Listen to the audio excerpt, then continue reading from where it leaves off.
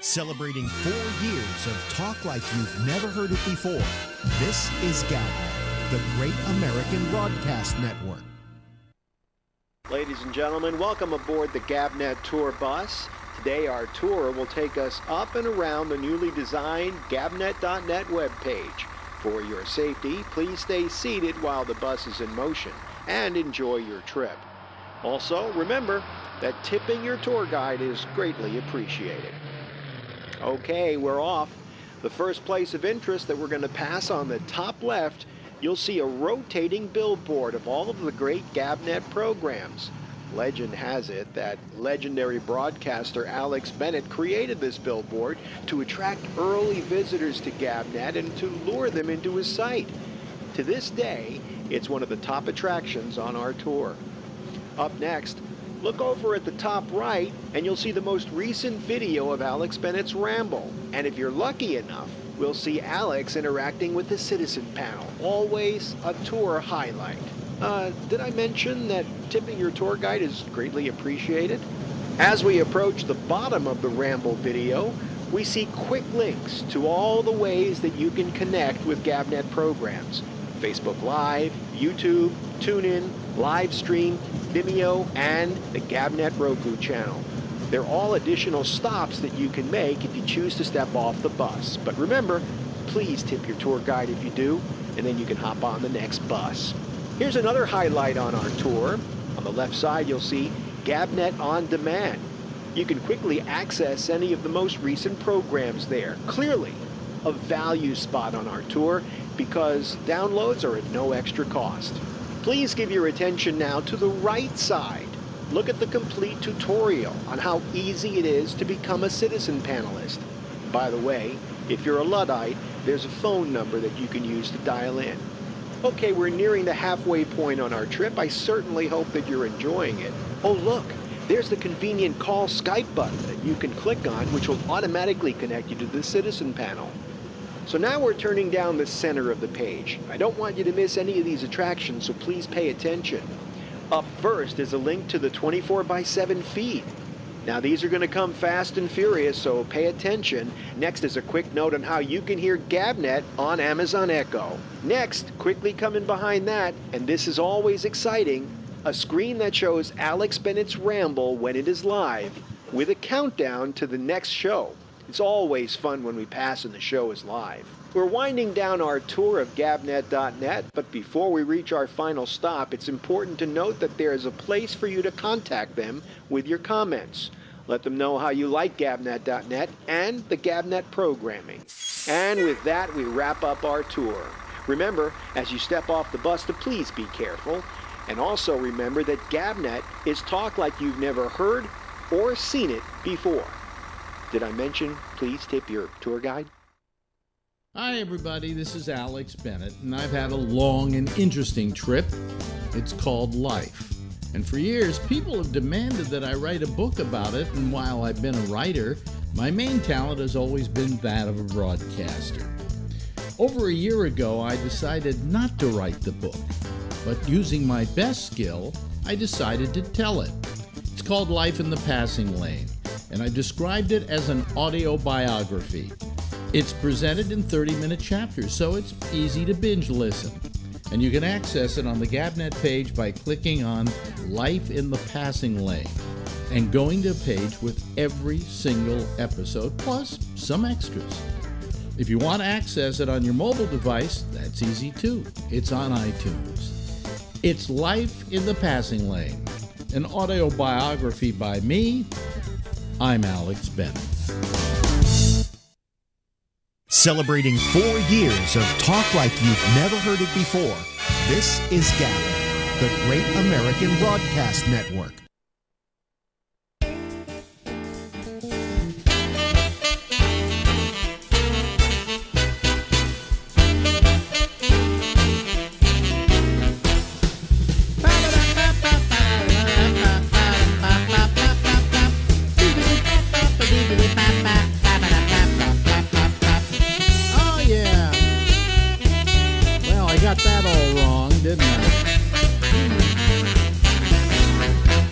I got all the video wrong. Oh, well, it doesn't matter. Usually when the theme's playing, I'm supposed to have this on, okay? And instead, I had, let me see here, this on. Yeah. So then when I went to go to my thing, I put on the Ramble thing. Well, it doesn't matter. Doesn't matter. Anyway, I'm feeling lazy tonight, so I don't have an interview that I've done recently. So what I figured I would do is go back to an old interview we did a long time ago that's kind of worth playing again, and I think you'll enjoy, with an old friend of ours. Yeah, he's a magician. So when I asked this gentleman, is he ready, you said... I've been preparing for this my whole life. Yeah, he's been preparing. As a young boy growing up in Greenfield, Massachusetts, I said, I just have to work so that by 2017, I can talk to Alex Bennett on Skype. Yeah, that's exactly it. We never thought we would ever... Back then, we didn't know we'd be doing something like this, right? When we first met? Actually, no, I thought I'd be living on the moon with a monolith and a flying car and a family and a dog. Yeah. But that's not the case. We're a little out of sync today, but I find that Skype does that. I have no reason why that happens. It's the gods of Skype, but you look fine and you look good. This is, ladies and gentlemen, do I have to... People know what you look like. You're one of the most recognizable people in America. Well, there you go. So should I say Penn Jillette? Sure, you can say Penn Jillette. Yeah. I'm not averse to my name. Yeah. What is that... big poster in back of you? Bob Dylan, Ronaldo, and Clara. That's what that is. It's a French poster for Ronaldo and Clara. It's gigantic. Yeah. There's a lot of Bob Dylan in my office here. Wasn't that the movie that he actually directed? Yeah, it's like 4 hours long, and 8 different people play Bob Dylan, and it's very odd. Yes. He goes to Stations of the Cross with Allen Ginsberg, and just the kind of stuff I like. Yeah. So, pretentious and obtuse. So how many years is this now with Teller? 43, I guess. Yeah. 43, and that's 43 continuously. Wow. You can try to say Keith Richards and Mick Jagger go longer, but they take 3, 4, 5 years off. Even when they're together, they take the time off. You can say, you can try to say other teams, but continuous, no more than 2 weeks working apart, I think. I think it was one time Teller went to Italy for 2 weeks for vacation. But other than that, it's been 43 years solid, constant. Wow. And like being waterboarded for 43 years. Has during that time, and I want to just tell the audience, if he looks a little out of sync, that's because he is. We've been having problems lately with long-distance calls for some reason on Skype being out of sync. So just cover your mouth whenever you talk, and then they won't know it's out of sync. Anyway, in all that time, have you ever, the two of you, gotten into a situation where you said, that's it, I don't want to work with you any longer? We have a disagreement on the memory of this. I think maybe in 1976 or 77, that is to say 1 year, 2 years in, I think there was a Dudley Riggs Brave New Workshop in Minnesota. Yeah. I think one of us may have said that's it for 5 seconds. But other than that, there hasn't even been a hollow thread. Wow. Okay, because I'd heard that at one point you had a big disagreement. I think when you were doing the Penn and Teller movie, what was that movie called? Penn and Teller Get Killed. That you did have a massive argument, but somehow the director, Arthur Penn, kind of got the two of you together and said, stop it. I never said we didn't have arguments. Yeah. Question was, did you ever say, we're thinking about calling this quits? Those are two very, very different things. Yeah. And our disagreements are almost always artistic and not personal. Yeah. And that's a very important distinction. I mean, Lennon and McCartney, Gilbert and Sullivan, Martin and Lewis, they were in love. They were people that It was an emotional bond.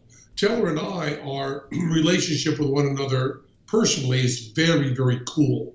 It's very like two guys running a 7-Eleven together. It's very businesslike.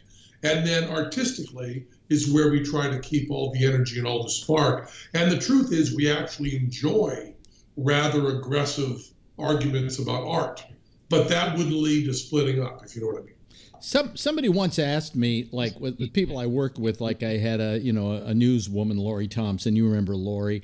And they would say, "Do you ever get together when you're not on the show?" And I said, "Hardly ever, because we see each other every day."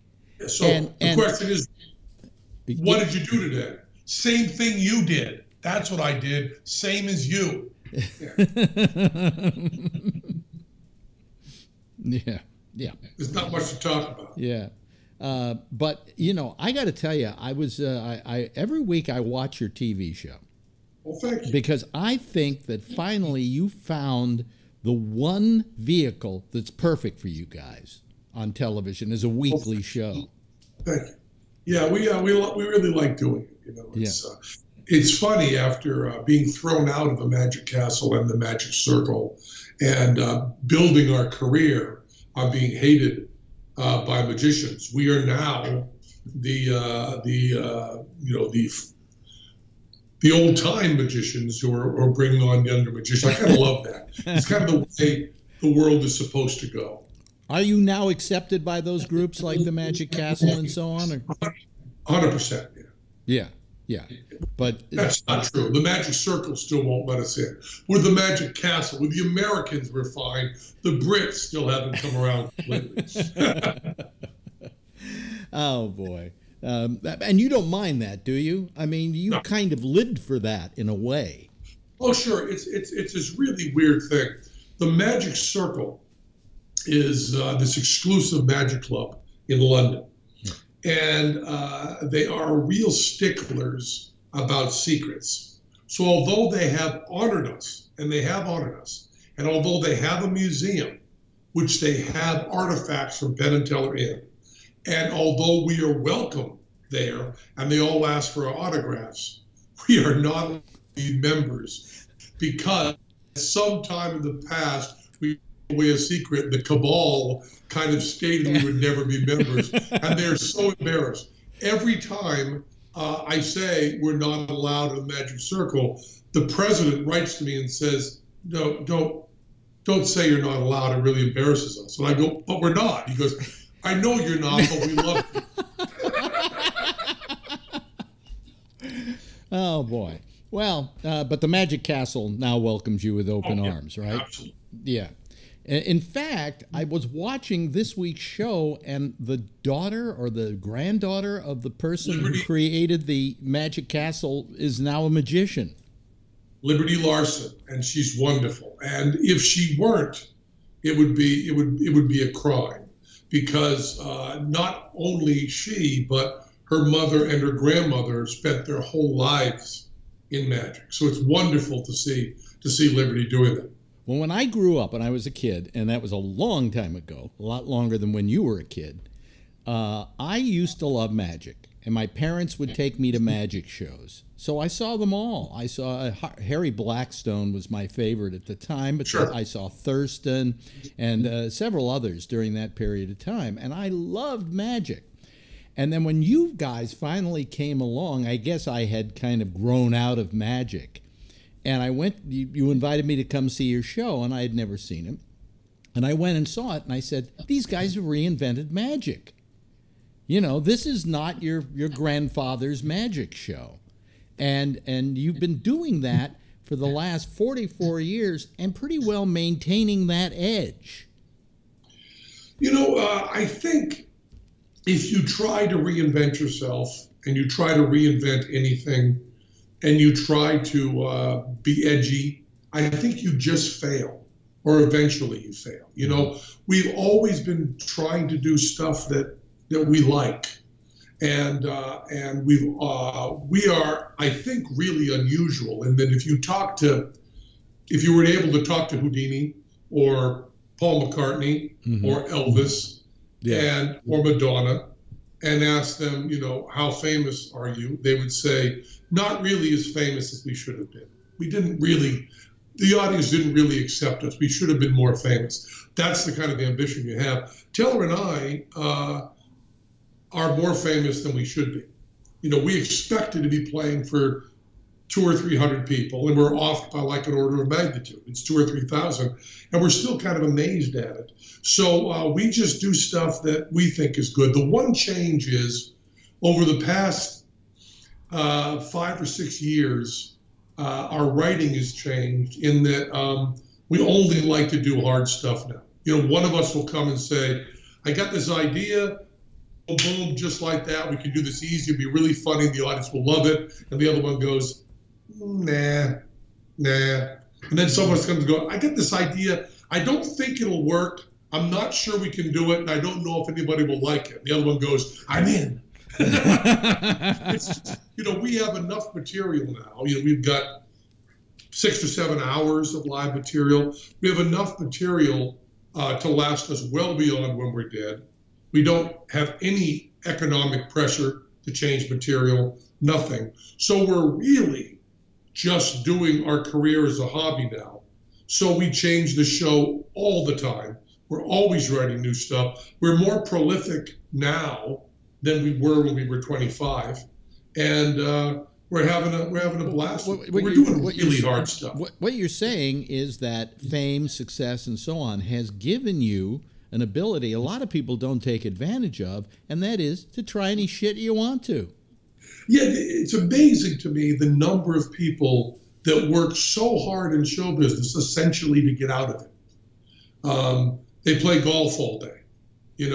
They spend as little time as possible on what they're doing. And I've never understood that. If you told me when I was 16 years old, 17 years old, you'll have a chance to be working with the greatest mind in magic, in a theater with your name on it, with 1,500 people coming to see you every night, with to a 16-year-old unlimited budget, and 15 people around you to work with you and make it happen, who are all talented and skilled, I would have said, yes, I'll do that the rest of my life. And indeed, I am saying, yes, I'll do that the rest of my life. I intend to die in office. You won't see me playing golf or saying, enough of that magic thing. You know how Johnny Carson retired when he was at the top of his game? Right. And Sinatra, although I never say this to his face, went beyond when he was at the top. Oh, it was terrible what happened. Maybe failed a little bit. He went back. He went back when he shouldn't have gone back. I intend to do that. I intend, when you see me, my last show, I certainly hope I completely suck and it's embarrassing, because I do want to keep doing this. This is what I want to do. So, yeah, I knew Johnny, and Johnny, decided to do that retirement thing, and I guess it was okay for him. But I much prefer the Sinatra, keep going while you suck. Really? Because I have some recordings of Sinatra, like in Milan during the last days of his life, where he just couldn't even sing. And I love Sinatra so much, I can't listen to that shit. Well, just keep going till people go, this is the worst show I've ever seen in my life. Until no one shows up or you're dead. Those are your two choices. My living will says, when I'm in a coma, put me on stage. Well, apparently I'm doing the same thing in that now with this little thing with the internet where all broadcasters go when they no longer have a career, I'm doing this every night, and I don't think I'm anywhere as good as I used to be. And I think I suck, and I keep doing it, so I guess I'm lying when I say I won't keep doing it. It's what you do. It's what you do. It's why it's all you know how to do. When they would have a trained pig act in the circus, and the pigs would get too big, and they would take them out and put them at a farm. When the circus would come nearby and the pigs would hear the music, they would still do the act. in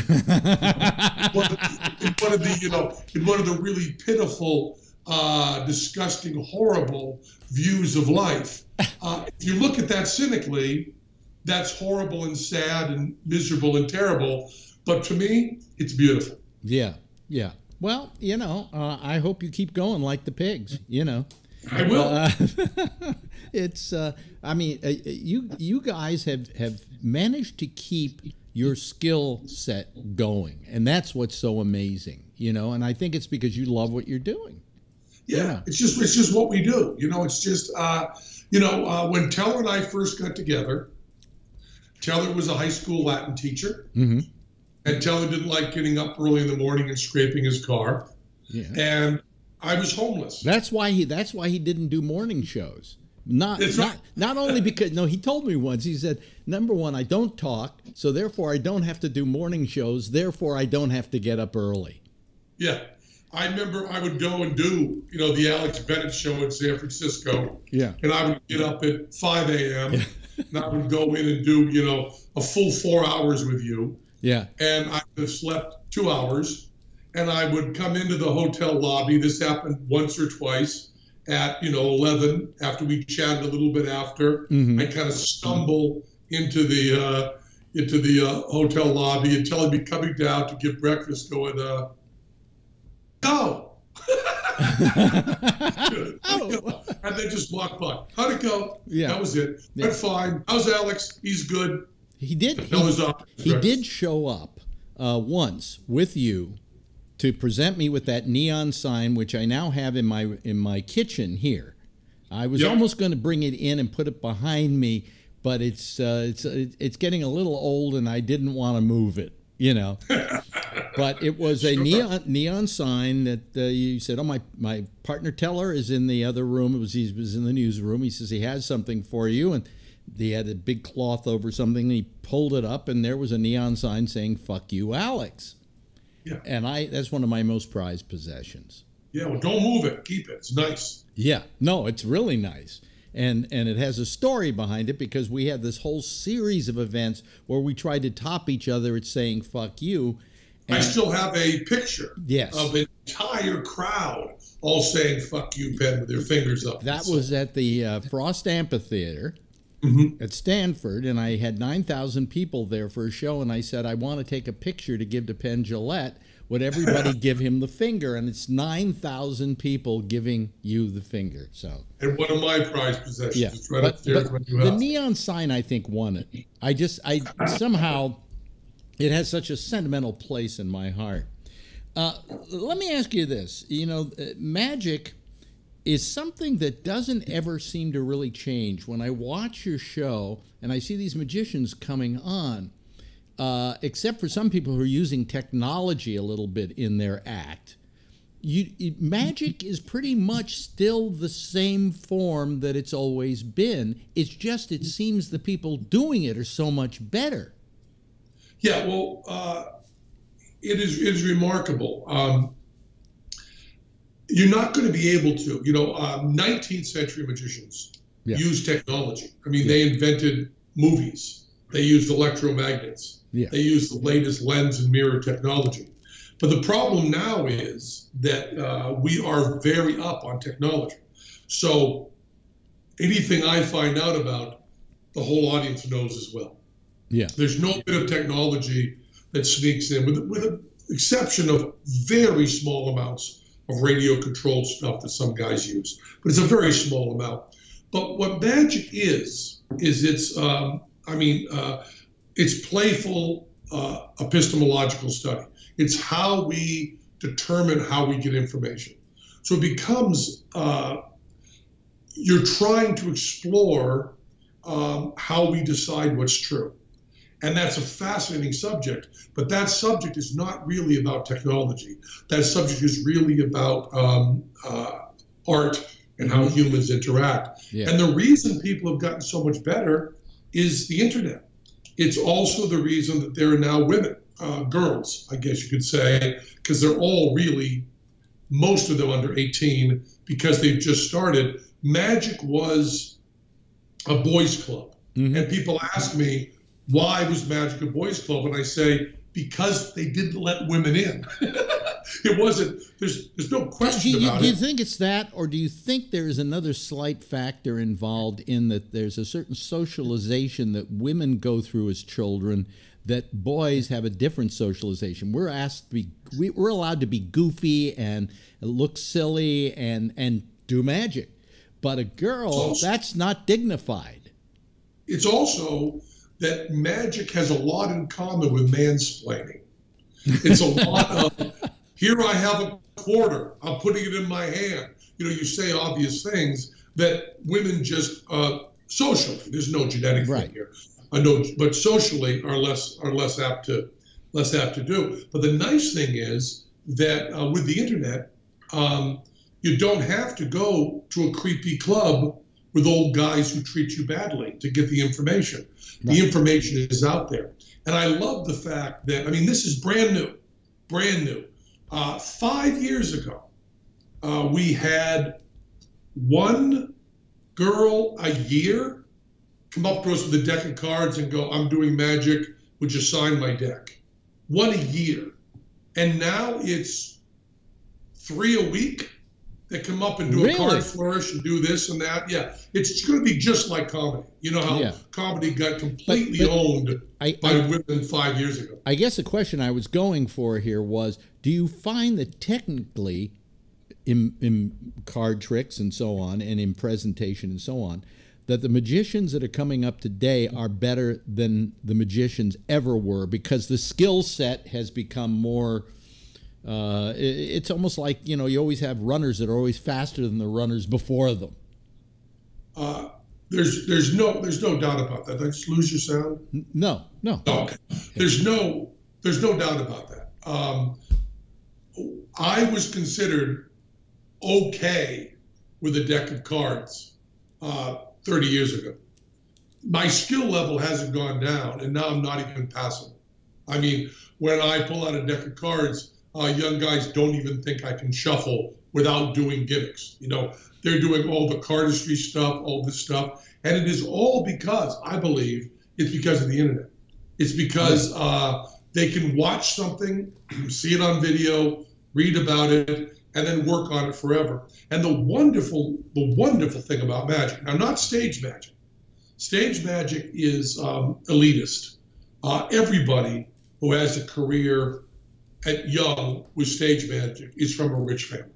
You know, all these guys, to buy the big illusions cost huge amounts of money. I think you said to me once that some of these illusionists, the person really doing the trick is the assistant. Yeah. Or the guy building it, they're just pointing. But you know, to have a deck of cards, a really good deck of cards is about $6. Yeah. About $6, and that'll last you about 2 weeks, you know. So really, for 50 cents a day, you can have the most important piece of equipment in magic. And guys are doing that, and you have an internet connection, which is much more expensive, and a deck of cards, you can be the best in the world.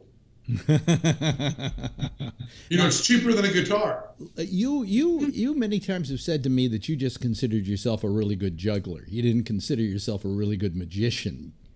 Well, you know, there's a famous quote where they asked John Lennon if Ringo was the best drummer in the world, and John Lennon answered, "He's not even the best drummer in the Beatles." And when people say, you know, are you one of the greatest magicians? I go, I'm not even the greatest magician in Penn and Teller. You know, Teller is one of the greatest magical minds. He's amazing. But you are one of the greatest presenters. You're one of the greatest entertainers. And that the combination of the two just work amazingly. Let me ask you one other question before we go, because I said I'd only keep you about 25 minutes here. You lost 100 pounds. 110, yeah. 110. Have you gained some of that back at all? About 7 over 2.5 years. Yeah. But that's down below that too. That time there's a fluctuation. About 4% of body weight fluctuation is fine.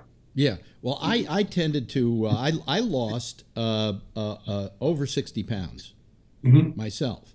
I did that over a year and a half. You did it in 100 days? A pound? A little bit more than that. It was, I averaged 0.9 pounds a day. So about 120 days. Yeah. Wow. And it was, there's been weird studies that have shown that the faster you take the weight off, the more likely you are to keep it off.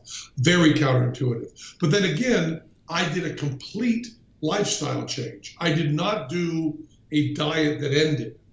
I did a diet that was, I'm now going to eat like this. And I now eat very anti-American. Yeah. You know, I don't eat cheeseburgers. I don't eat pizza. I eat, no animal products. No refined grains, extremely low salt, sugar, and fat. But it's not, I'm not an ethical vegan. I'm a health vegan, which means if every 3 weeks my daughter says, have a hot fudge sundae with me, Dad, I have a hot fudge sundae with her. Right. Because I don't, although I'll tell you, once you lose your taste for meat, which happens after about 3 months, all the cravings go away. The ethical stuff really comes in. You start going, maybe we shouldn't be using animals, making them suffer and destroying the environment with them. Maybe we shouldn't be doing that. It's very hard to feel that when you're longing for a cheeseburger. I am the opposite. I'm the opposite of you. I'm the opposite of you. I went on a low-carb diet and ate nothing but meat. And that's how I lost the weight. So I guess it's whatever works for you. But you didn't. You're not still on that, are you? I'm worried now because I stopped, and so I'm trying to put on a few pounds to see if I can do it, and I'm having a hard time putting on the pounds. I'm stabilized at a certain point, and I've been that way for maybe 6 months. 8 months, something like that. So you're wicked old, Alex. You're dying. I know. Yeah. Well, I'm quite old. I'm quite old. I'm the old fart that I thought everybody else was. Sure. Yeah. We all are. Hey, Penn, thank you so much for spending some time with me. It's always a pleasure, Alex. Yeah, let's do this more often. Not every week, but every couple of months. Let's get together and talk, okay? On my email, and you finally stopped changing yours every 15 minutes. Yeah, well, I was going through a whole thing where you leave your old ISP and you lose your email address you've had for 15 years, and it becomes a very complicated situation. It was a nightmare, Alex. Anyway, I as always, love to everybody. Give my best to Teller. I admire the man. He's an intelligent human being. And we'll talk to you soon. Ladies and gentlemen, Penn Jillette. We'll see you, man. Bye-bye. Celebrating 4 years of talk like you've never heard it before. This is GabNet, the Great American Broadcast Network.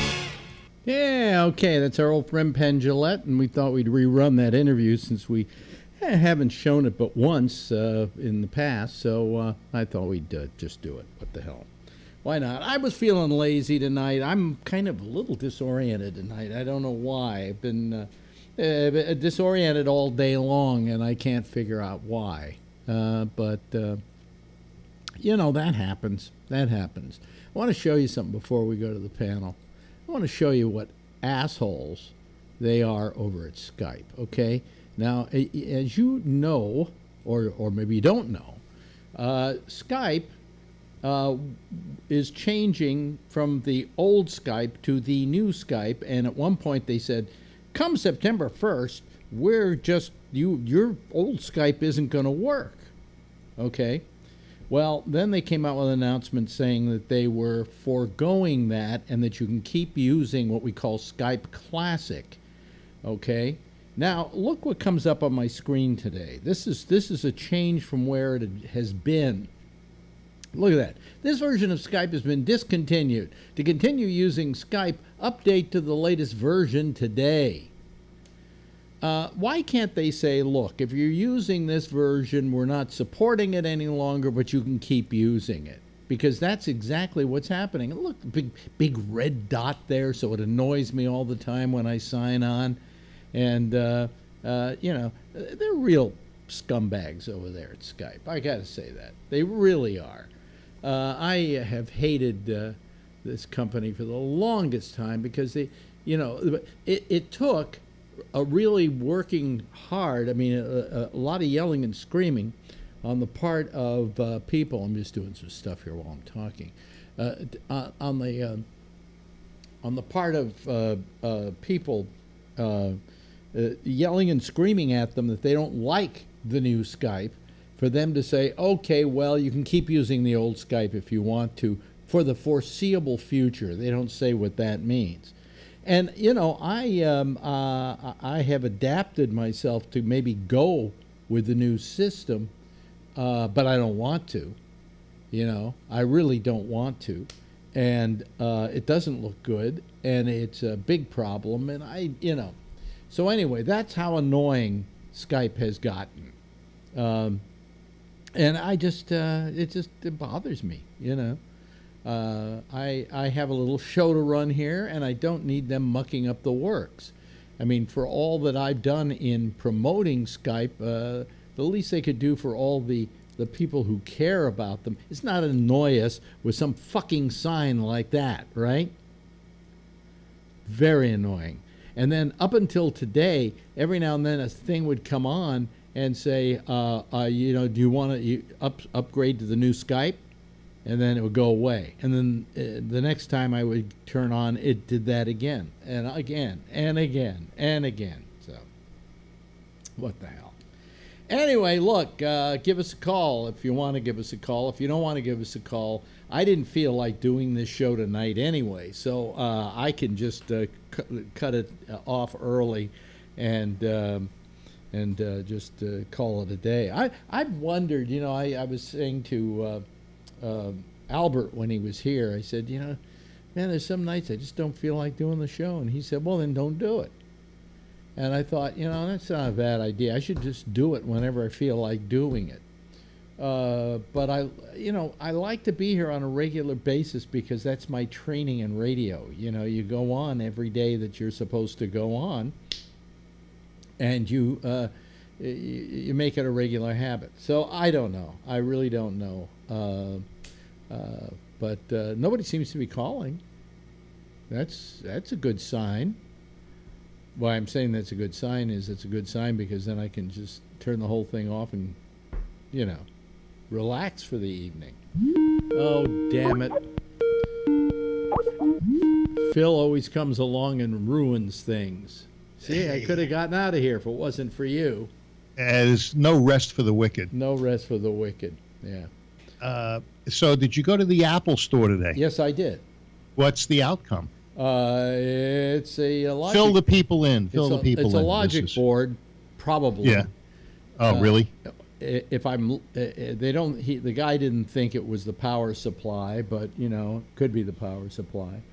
But to repair it, I'm having him do it. Is going to cost me $370. Same one with the i7 and the 3.0 and oh yeah, the no, 16. It's the same logic, but they can't put another logic. Well, they could put another logic board in there, but that'd be downgrading it. Right. So why should we do that? You know. Yeah, because that thing was maxed out. Yeah, and then the guy was kind of dumb at the Genius Bar. I mean, he was kind of a moron.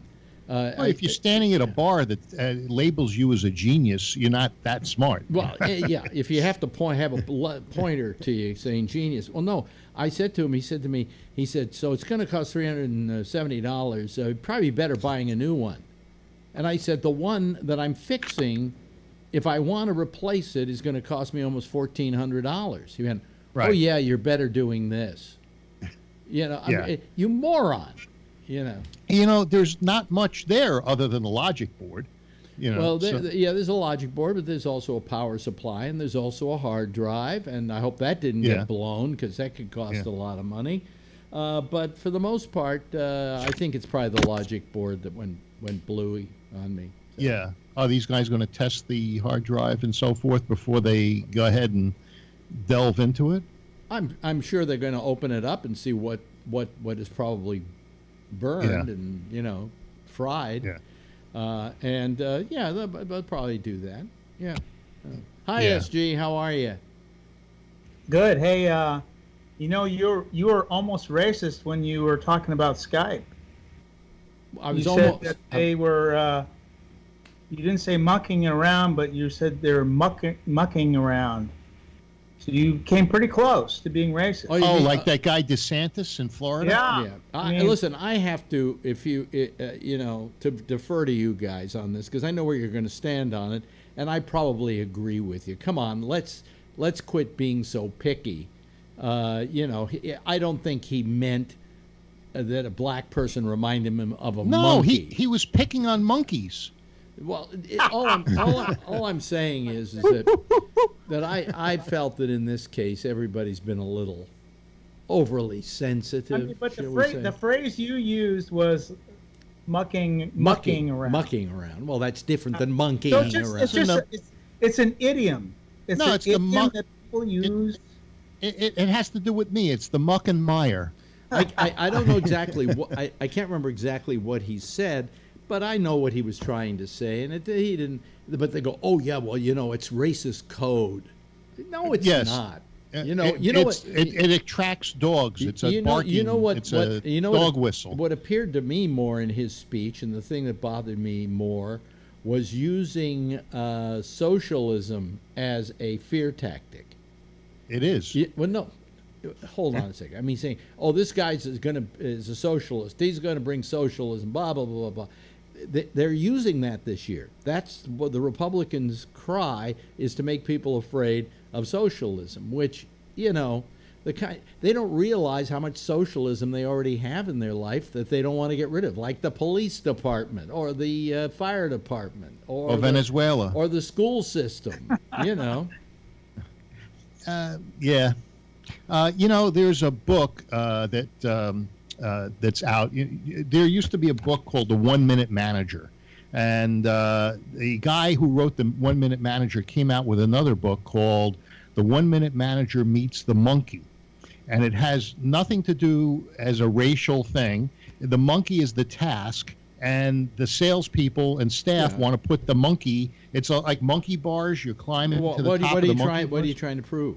What I'm saying is that the use of the monkey idiom has nothing to do with racism in most cases. Years ago, there's another thing that one of these women on CNN, and I had got my full gut of mad cow today, was you can't use articulate, because that toward a black person saying they're articulate. So give me the list of things I can't say. Well, no, here's the thing. I remember somebody got in trouble for this once before, years ago. Do you remember who? Yeah, the Greek guy. No. Oh, Howard Cosell. Howard Cosell, when he said when some black football those player little was, monkeys run, yeah. look at that little monkey go. Yeah, right. But today he wouldn't be working the next day. Back then it was like, oh, did you hear what he said? That's terrible. All right, I can accept monkey, but you can't say a person's articulate. I didn't. Come on. Well, in what context No, can't you say that no, somebody's articulate? It was this black woman who was on CNN who was saying, this is code that you can't say about black people, that they're articulate. Why? There's a guy on. That's my question. I use that term today for a black guy because there's a guy on TMZ named Van, who's very bright, very smart, very hip, and I said to Marjorie, I said, and really articulate. He has a mastery of the. You can't say that. He has a great mastery of the English language. Because you're liberal, you can say it. But if you're a conservative, you would be out as saying that you are pandering. You're making some sort of deal that normally these people aren't articulate. Well, one of the reasons you can't keep up with it, you can't keep up with the rules, is because there's always some black person going on CNN or MSNBC who is making up a rule.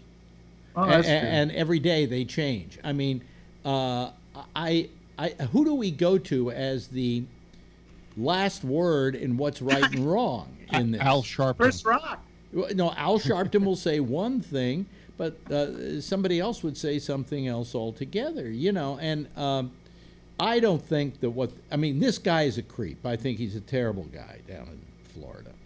But, DeSantis? Yeah, DeSantis. I think he's I don't think so. I find him. Trump likes him. Yeah, well, that's why I particularly find him creepy. Oh, wait a minute. Hold on a second. You've got to. I think he's calling the wrong number. Yeah, you're calling the wrong number. He doesn't hear you. You'd have to put us on hold. Go to him. Oh well, I'm not going to do it. It was what's his name? Jeff. Jeff, you got to make a fresh call. You can't come in with one of the groups. He'll figure it out. Yeah, he'll figure it out. Anyway, I just, I heard this today, and Marjorie said, "Oh, isn't that terrible what he said?" And I said, "What's terrible about it?" It wasn't like, I'll give the guy the benefit of the doubt that he wasn't racist in what he was saying. He didn't mean any racial slur. He wasn't calling the guy a monkey. He was saying monkey. If he were allowed to be governor, he would be socialistic, and he would monkey up the system or something like that. You could take what you said earlier, Alex, and what he said, and they would almost be the same thing. Let's not monkey this up. And they started with an M. I said mucky. Muck this up. Skype is just mucking this up. Yeah. It's like just something people say. It's better not to say it. But how do you know? How do you know at any given time? Somebody should send out a memo every day to all of us so we know. Well, it's like there are enough ethnic slurs against Jews. And by the way, if he were a liberal, although we don't get pissed, if he were a liberal, nobody would be yelling. Maybe, yeah. If he were liberal and he had said, we shouldn't monkey around with this situation, and there was a black guy who he was running against who was a Republican, nobody would say you're being racist, because I have to admit, as a lefty, the most what's the word I'm looking for? The most politically correct people are liberals. This is why I hate liberals. I've said this before, that I hate liberals. I like leftists, but I don't like liberals. Because liberals are exactly that way. They're mealy-mouthed little bastards who suddenly find something. Elitists. Look, this guy DeSantis, we don't want to see him be governor. Go down and fight him and all of that, but don't suddenly say he's a racist because he used the word monkey in saying that they were monkeying around with the system. There's a fairer way to win this fight. All right. Well, the guy who was running against him is the mayor of Tallahassee, and I understand that his record isn't so great. I need to look it up, but this is what I've been told or heard by others, that the way the city of Tallahassee has been functioning hasn't been all that good. And what did DeSantis do to the way the get state him... of Florida has been run isn't that good? Yeah. Well, what did DeSantis do to was he a businessman or something? I don't know what he was. I've been paying attention to that race. Yeah, I think he was an outsider, a businessman, that kind of thing. Maybe that's why Trump supported him. I just saw that everybody was getting pissy about him. Is there's another topic that sort of interests me, which is I guess the attorney for Lanny Davis for what's his name, Trump's attorney, Michael Cohen, is recanting his statement about the meeting, the Donald Trump meeting, and Donald Trump being aware of it. And it took him 3 weeks to recant this statement and say it's not accurate and it's not true, and he never got that information from Cohen when he said Cohen said that this meeting took place. Yeah. And they raised $400,000 on a GoFundMe to support Cohen and pay for Lanny Davis. Right. This is the kind of thing that Trump calls fake news. And also CNN has not issued an apology or a retraction. I'll tell you what I'm getting tired of. I'm getting tired of the term fake news.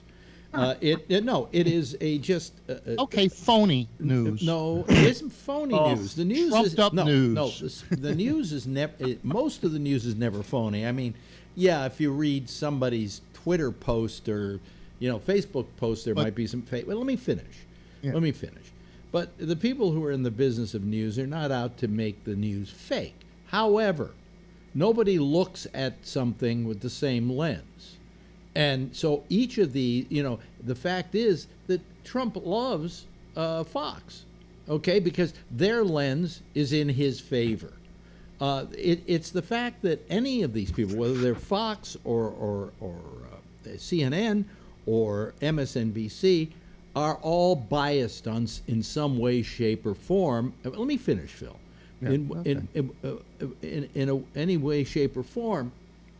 And I've got to tell you that when Ted Turner started CNN, he started it because he didn't like the fact that the news was biased, that when somebody read a story, it was slanted. And he came up with a bunch of rules so when CNN first started, there wasn't a slant there. You reported the news, right? Can I finish? No, I'm not finished yet. I'm not finished yet. He also told them that, hey, we're an international organization, and we never refer to another country as they. We refer to them as that country, right? So, I mean, originally, even Ted Turner saw the problems with the news. He was watching Dan Rather, and Dan Rather read a story, and then he smirked. And he said that's what set him off, and that's why he put all his money into starting a news organization. Okay, now good Phil. move. Yeah, sure. Well, Bernstein, of the Woodward and Bernstein fame, he hopped on this story, and it seems as though he didn't really vet. He didn't name his source, which was Lanny Davis, and so it was an anonymous source. And they're saying, that Bernstein basically cooked this up, and they're trying to protect his reputation by not recanting the story. But and then, there's other things that go on beyond this. As I mentioned yesterday, Bruce Orr and the Fusion GPS, as well as the dossier, which everybody jumped on. Not only did it give them the FISA warrant probable cause, but it also, it turns out that it's a fabrication. Paid for by people that were anti-Trump. I haven't heard that, but you've heard watching your fake news that it's a fabrication.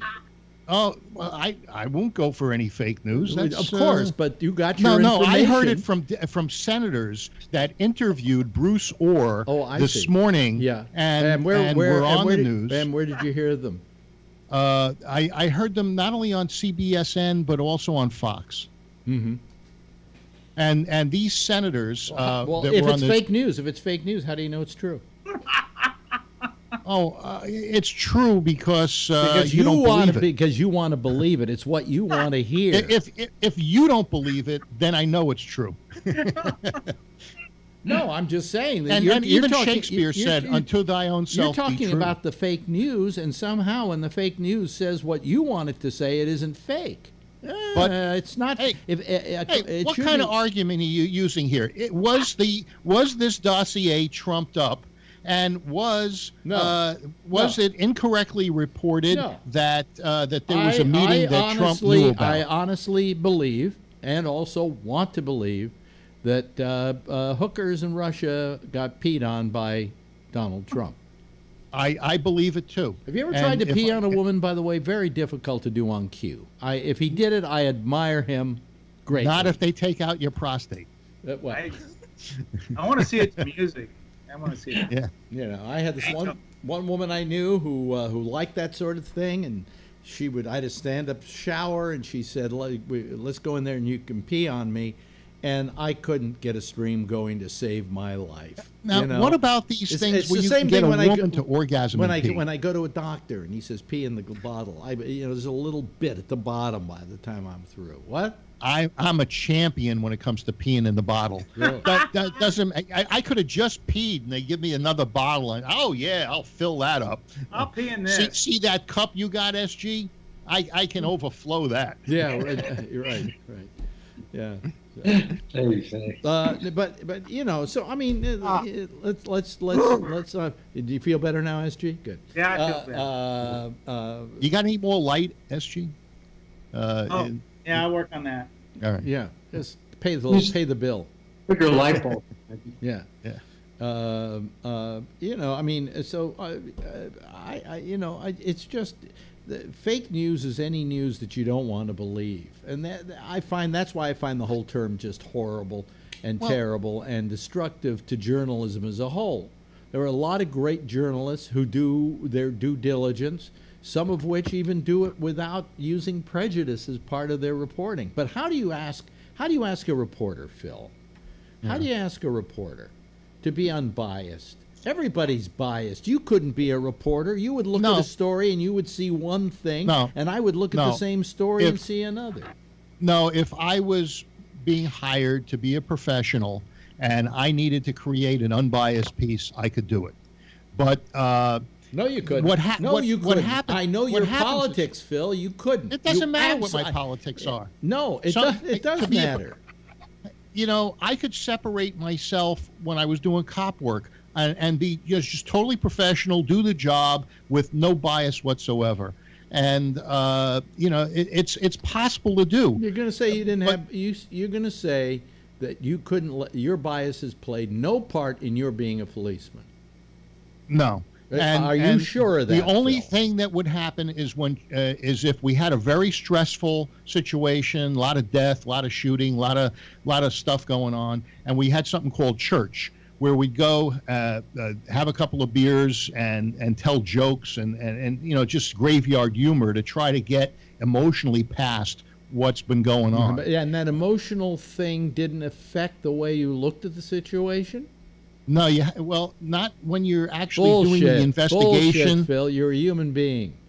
It doesn't matter. When you're a professional, you're able to but pass that. We're getting off the main argument. All right. The main thing is about the news and the fact that it's very hard to find a reporter that doesn't have his own personal view. Even somebody like Walter Cronkite, when he was reporting the news, you couldn't tell where he stood. You couldn't tell left or right. I think he was probably on the left, but, you know, everybody imprinted upon them their own idea of where he stood politically. Today, you know where people stand politically, where the news people stand. And my question is this: would you rather know where your news person stands politically or not know and then hear him report the news? I'd rather hear all the news and what I see happen. Wait a minute. Well, wait a minute. You got your shot. No, wait a minute. It's my show. Well, that's okay. Yeah. I'm one of your guests. Are you? I'm a guest in your home. Are you? You're an intruder. You're a burglar. No, but yes, Jeff. Yes, Jeff. Phil, I think as a police guy that you have to go into a position where there's another car and another person, and maybe the car is a Corvette and it's got a loud mufflers and whatever, and you're already making decisions and making prejudicial discussions before you even get out there and talk to the guy. It's your nature. Most of it is safe to be observing. Right, but most of it is also to make sure, is this a safe place for me to go in, or do I really get another cop to come with me on this? Well, you know, when you have to make instantaneously, right? But I would assume that if you're on TV, you got to do those same things. Well, look, people who are fans want to tune into people who they agree with. Generally, if you really want to get drunk, though, tune into the Rachel Maddow show, and every time she says "if," take a shot. I never noticed that. I don't listen to it. If this were to be true, if that were to be true, and if that happened, pretty soon. That's why I'm so drunk tonight. I watched. Okay. Well, two things. You like her show? No, I like her. I think she's a good presenter. She's got a nice ass. I enjoy people who are entertaining. I mean, where did that I like come Alex. from? I like Alex because he's entertaining, but no other reason. We're talking. I like those leather pants. We're talking about the news, and we're Well, talking Rachel about Maddow. a woman reporter, and you're saying she has a nice ass. Yes, she does. Is that the way? So that's the way you watch your news. If I watch Fox, they have nice legs. Yeah. I mean, can a gay woman have a nice ass? Yes, she can.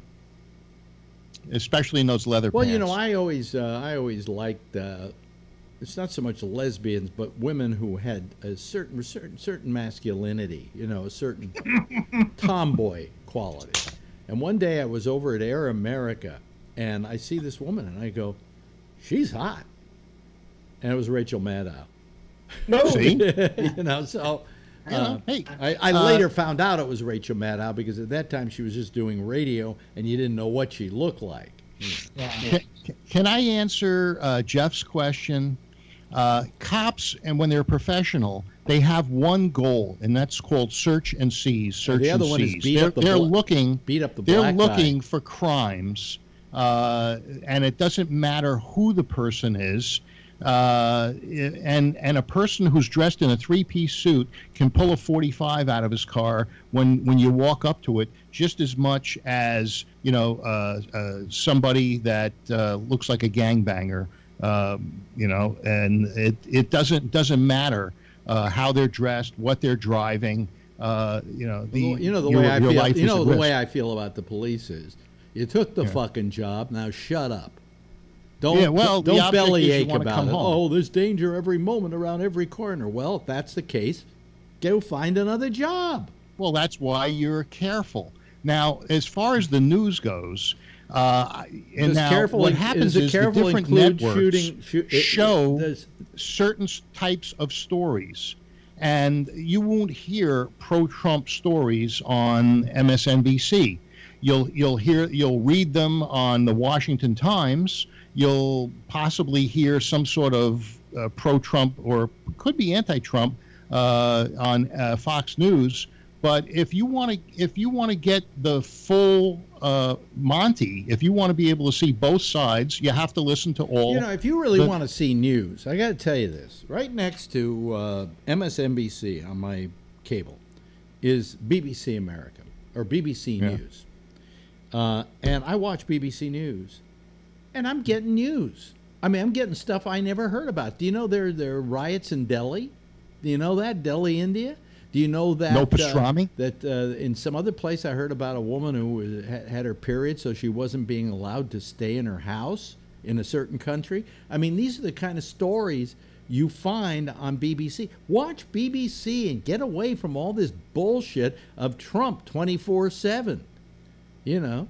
I mean, MSNBC may as well take on the name the Trump Broadcasting System, because all they do every hour is talk about Trump, and I'm so fucking sick of it because he's not that newsworthy. Okay. But have you seen his golf game lately? No, and I don't care to because I don't like watching Tiger Woods. Yeah, Tiger Woods got his black card rescinded. How did that happen?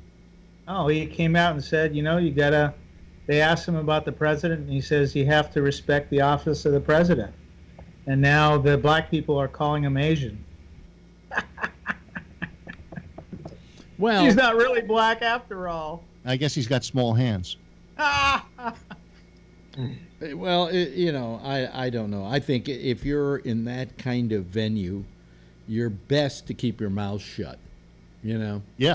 I don't think you have to, but I think it's best for yourself because number one, you're not going to be able to change much of anything because of how you feel. That's true. And I mean, yes, you jump in when you see that a miscarriage of justice is done somewhere and say something about it. But, to say I'll respect the office of the presidency. Why? For what God-fucking-given reason? Why? My dad told me the same thing. Yeah, but do you respect the office of the presidency, or do you respect the person who's in it if he if he respects the office of the presidency. I didn't go ballistic against Obama. I didn't go ballistic against Clinton. They made decisions. I said, okay, let's see where it goes. Yeah, but I didn't have a heart attack about it. But on the other hand, how can you respect a man who doesn't even respect the office himself? Maybe he does. You're just falling for the media hype. No, I'm watching with my own two eyes on any number of, and I believe it or not, I take in a lot of Fox, just so I get that balance. Okay, and I watch Glenn Beck, so I get that balance. Well, I think Beck's a good communicator, but I watch Glenn Beck. So it's not like I'm getting all my news from one place. And but are you believing what you get from Fox, or are you just being cynical about it? I have to filter it through what I know Fox to be. Okay. Do you filter what you know MSNBC to be? Absolutely. Absolutely. And do you feel that you're getting? Haven't you heard me griping about this for the last couple of weeks? The fact that MSNBC just harps away at things Trump's doing and goes there and is always bashing him constantly. Now, I'm not saying. I would say on Fox, Brett Baer is probably the most, as a news person, that most people could, on either side, listen to. Shepard Smith's pretty good too. Ooh. Well, what didn't you like about Shepard Smith? He's anti-Trump. He sucks. Brett Baer is the most sort of even-keeled person on Fox. I don't know who would be the equivalent of Brett Baer on CNN, for example. I don't know. I watch CNN the least of any of the networks. Or MSNBC. Who would be the equivalent of Brett Baer? I don't know, because most of them are so opinionated now. Brett Baer's not. That to say I can't name anybody that I consider even keeled over at MSNBC. Can you? What Jeff? about Wolf Blitzer at CNN? I think Blitzer tries to be. Yeah. Yeah, but I can't stand Blitzer. He was lousy on Jeopardy. He wasn't so smart after all. I don't even know who Brett Baer is. Yeah. I've never heard of. Well, he's Papa Bear's son. He's one of their commentators. Yeah. Papa Bear. On Fox? Yeah. He's more of a, this is the story. He's a newsman. He's less opinionated, and he just sort of asks people their opinions, and then he says, okay, let's go from there. Yeah. So, that's good. Anyway, so my favorite is Greg Gutfeld, because the dude's hilarious. Oh, he's funny, yeah. Is anybody else going to call tonight, or is this it? Am I stuck with SG and Phil and Jeff? Although I don't mind being stuck with Jeff. Phil. Jeff. And SG is I think far more reasonable than you'd like to believe about stuff. I've been taking shots watching the Rachel Maddow show. Yeah. Every time she says "if."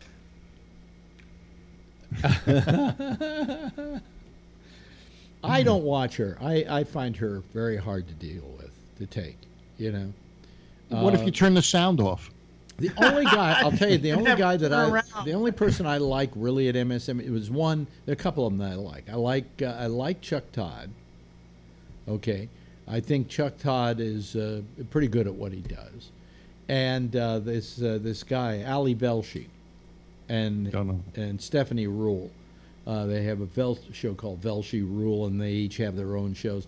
But they're in the case of Rule, she's very opinionated, and Velshi is an economics guy, so he rips Trump a new asshole economically. So I kind of like him to watch, but. Of all of them, I like Chuck Todd because I think Todd presents the news very well. Which one is Shmerkanish on? Oh, yeah. Who cares with a name like Shmerkanish? I know. I like him. He's real lefty, but, I watch him. He thinks he's a lefty. He's an asshole. Yeah. Yes. Yeah. Well, that goes without saying, but I listen to. And then there's that guy on Fox that's also on NRA TV, Babino, or he's a black guy, Barbarino or Barbarino. Yeah, Barbarino. Hey, Mr. Katia. Yeah, Katia. This is what is this? The 35th anniversary of Welcome Home, Kotter. Only you would know that or care. Hey.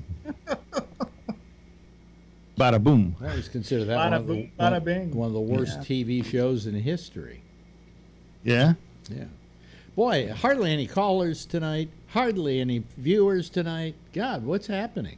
Are we losing it all, or is it just we're getting towards the Labor Day weekend? I don't know. The people who call this show don't have anything to do anyway. What would it matter if it was the Labor Day weekend? Last night we were all filled up. Last night we had a full house, right? Yeah. Right. Tonight nothing. What's with you folks out there? They had enough. Yeah, they had enough. They had their fill last night. Yeah, Phil. Yeah, and we didn't even have SG last night. So we legitimately had a full house without SG. Yeah. We're nothing though. Huh? Yeah. How insulting. We're nothing. No, I didn't absolutely say, nothing. We're cannon fodder. Oh my God. Well, you two guys are nothing. Jeff's That's okay. racist. Jeff's okay. No, it's a dog whistle. Yeah. No, it's a blowhorn. Yes, Jeff. So I went to New York today. Uh-huh. I went to see a play. Mm-hmm. It's called Come From Away. Oh, yeah. Probably very popular these days. And I believe that Albert went to see it and said it sucked. Really? Yeah. Who's calling on the phone? He didn't like it. Hi, it's Allison. You said no one was calling, so I decided to call tonight. Oh, okay, Allison. Very good. It's terrific. Yep. I don't know. Move this person from the group. Are you there, Allison? Yeah. Yes, I am. Okay, Yeah. good. Let me just put your name in there so I know what it is here. Well, I can't do that. So. Oh, well. Now, is anybody calling? is calling on a phone. Is it a Skype phone or is it a regular phone? Because I spent. Huh? What you saying? You were saying something. You spent what? I spent 8 cents on Skype. I put $20 in to make phone calls on Skype. I called myself before I called Alex's show, and I only used 8 cents. That's now $19.92, and it didn't cost me to call your show on Skype. I don't understand why. On Sunday. No, I don't know. It's my phone here. It's down to $15.20. And what'd you start with? $20. As it recharges itself at 10. I want to hear about the play. Was it a musical or was it just a play? It's about a bunch of people, isn't it, who get stuck in Iceland or someplace like that, or Greenland? It's in Canada. Yeah, Canada. And what happens is, remember 9/11? Yeah. And here's all these airplanes coming over from Europe to come to New York and wherever in the United States. And they say, oh, wait a minute. There happens to be an airport in Canada that's huge, that they haven't used it for years. And we're going to put a whole bunch of these airplanes. So they do it in this little town that had 7,000 people.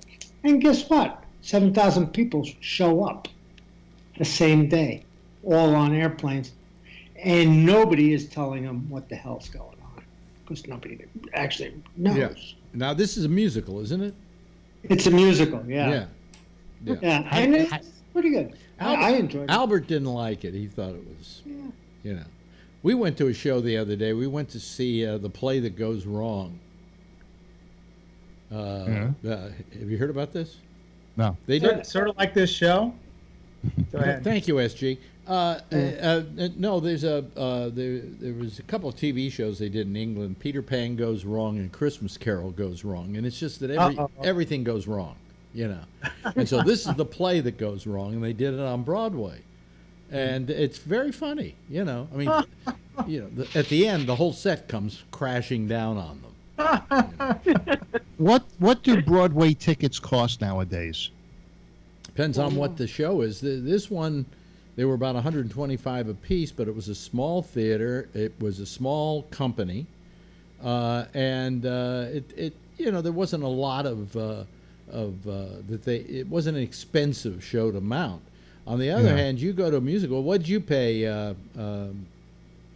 I think it cost 125 or something. Oh, really? That's cheap because usually. Yeah, but we also got we had, I think it was like 30 people who went.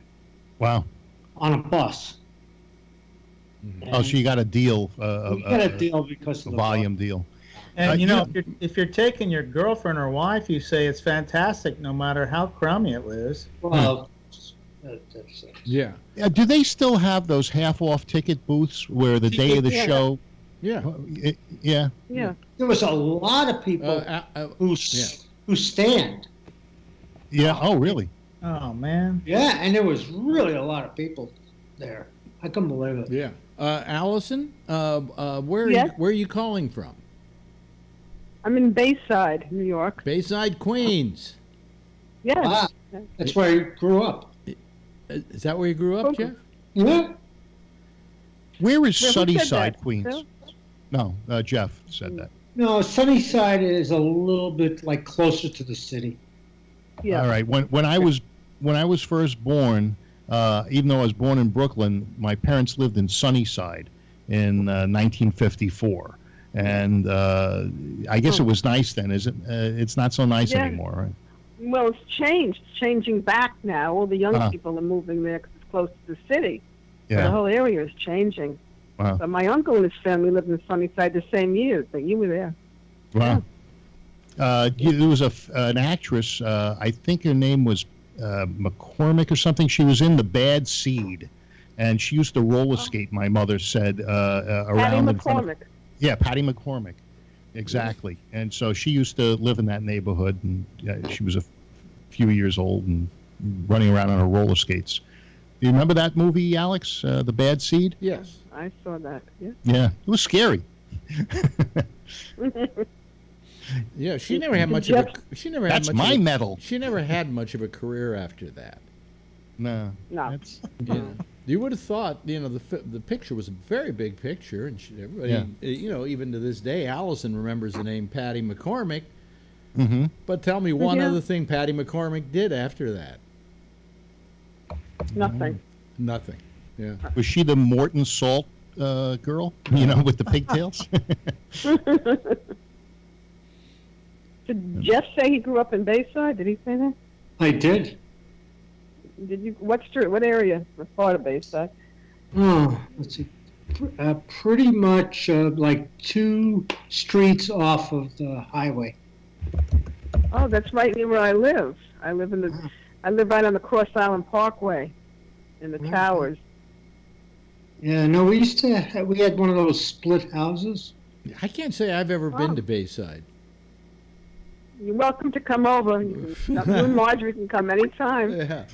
Hold on a second. Here comes Kevin. Kevin's calling. There we go. Hello, Kevin. Yeah, brother. Yeah. Yeah. Yeah. He's not. He's calling from out California way. Where are you again, SG? Out yonder. You don't want to say anything about yourself. You're in the Bay Area, SG, right? I'm a libertarian. You're not supposed to know what I do or who I am. Oh my God. He's a Texan. Yeah, no, Texan? we're on to you. What do you mean we're on to him? I don't know where he's from. We know that he's really a liberal, and no, he's a libertarian. Same thing. Yeah, it's like being a Jehovah's Witness. Yeah. Mm-hmm. Well, let me see here. I got a story here. My dad. Want a copy of the Watchtower? Oh God. Anyway, you know what? This is a piece of information that nobody probably cares about but me. Orson Welles, towards the end of his life, did direct another film.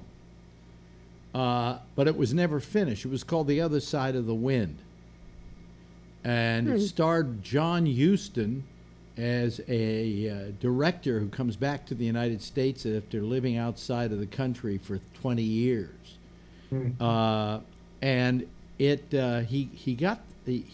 filmed it. He filmed all the scenes for it, but then all of a sudden there was a big legal battle that went on, if I remember correctly, and he lost the rights to the film. And the people who put up the money took the film and put it in storage in, I think, France. And the film was never to be heard from again, but it lived in legend.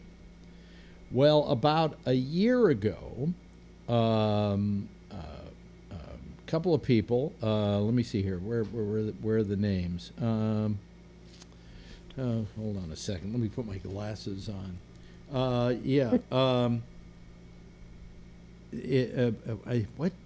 Who's the guy? I'm trying to remember the guy's name. But anyway, he worked on the picture, and then it kind of like just wound up in the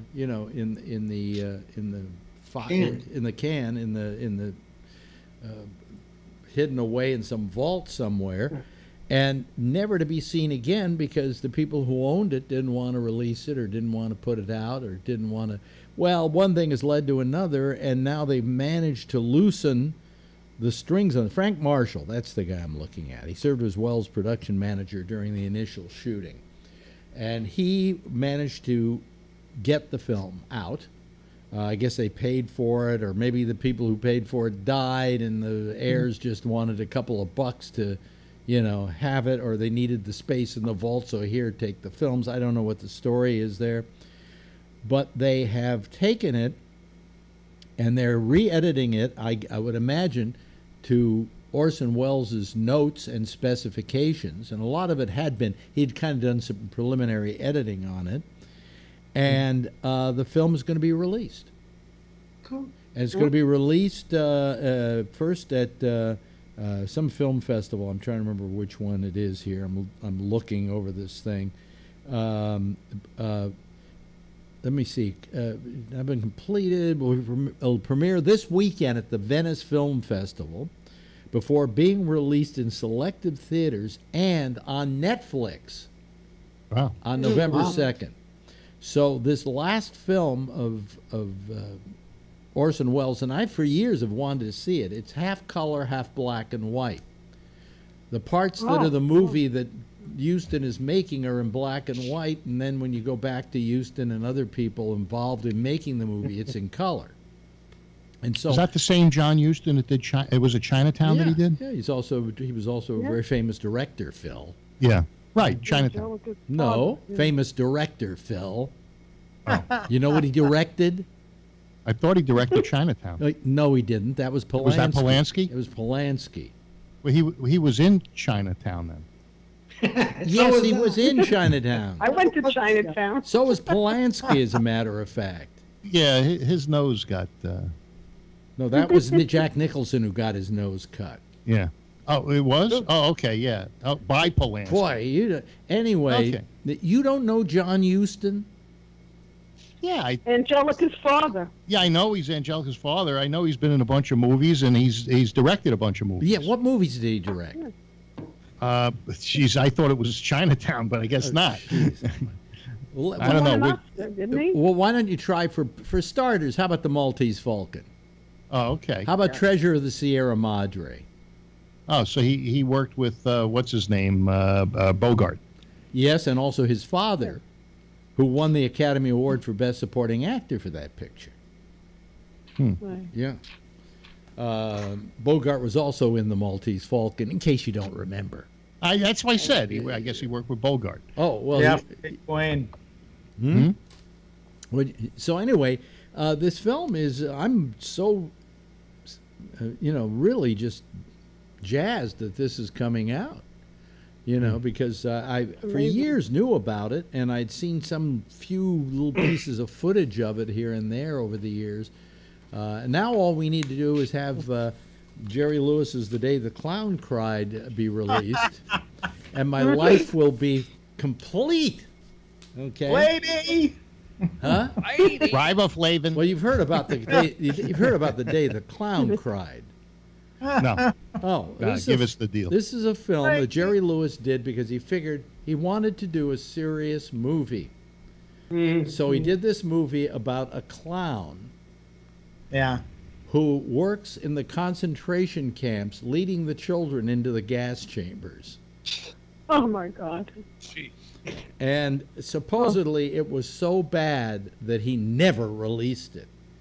And supposedly there are also some people who have seen it. There's supposedly Patton Oswalt, I hear, has a copy of it. And invites it's in a dossier. It's in a dossier. And invites friends over once a year to watch this thing. It is supposedly one of the most horrible movies ever made, and I'm just dying to see it. He also wanted to sing because he was jealous of Dean Martin. He could never sing.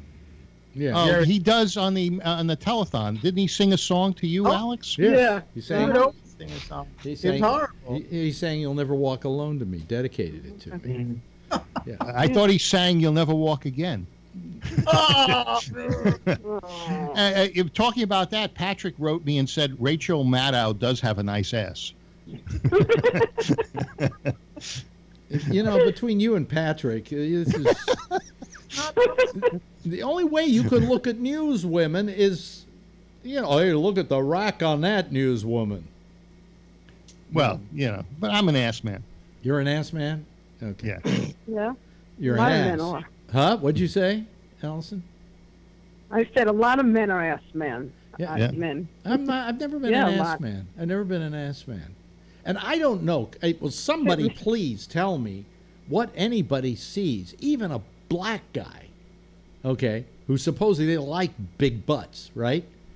But I'm telling you, Kim Kardashian is like, is big ass on steroids. I mean, what is that? She's lost weight. She's 116 pounds now. And she looks pretty good from the front. The ass is still the same size and the same weight. Yeah. Have you not seen the porno? What? No, I haven't seen the sex tape. I guess it's called, right? Yeah. Yeah. Come on. No, I hadn't seen it. Well, you can't see the sex tape because her butt is so big it comes between the camera and her. Well, do you have to tie a 2x4 to your ass so you'll fall in and drown?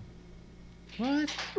A 2x4, a big piece of lumber. You tie it to your ass so you don't fall in and drown. That's one of the jokes guys tell to other guys, right? It's one of the lines they use. Yeah, I never liked those. Yeah. I never liked stuff that was disrespectful to women.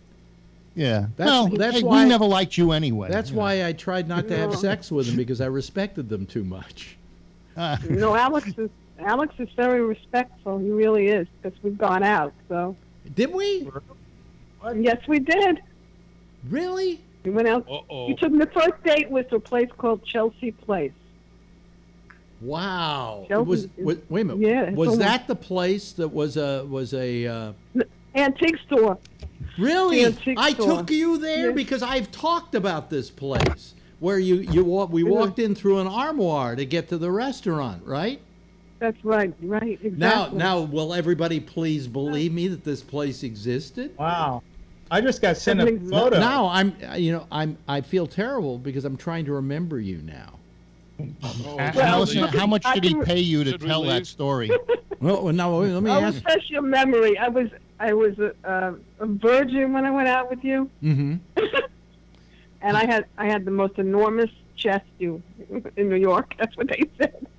Wait a minute, and you were a virgin when you went out with me. How about when you were finished going out with me? Were you still a virgin? You wouldn't. Because you wouldn't sleep with anybody because you told the story about how you went out with a virgin and got her pregnant. That's what you said, anyway. No, I never got a virgin pregnant. No. Oh no. Okay. No. You were afraid of a virgin, though. Yeah. You wouldn't do a virgin. You said it. So did we have a nice dinner? Yeah, we went out again. Oh, we did go. Went out more than once. That shows what a wonderful person I am, that I remember the women I go out with. I'm sure I would have remembered you. You just said big chest, and I can't even remember that. Maybe I was too busy looking at the chest to get your name.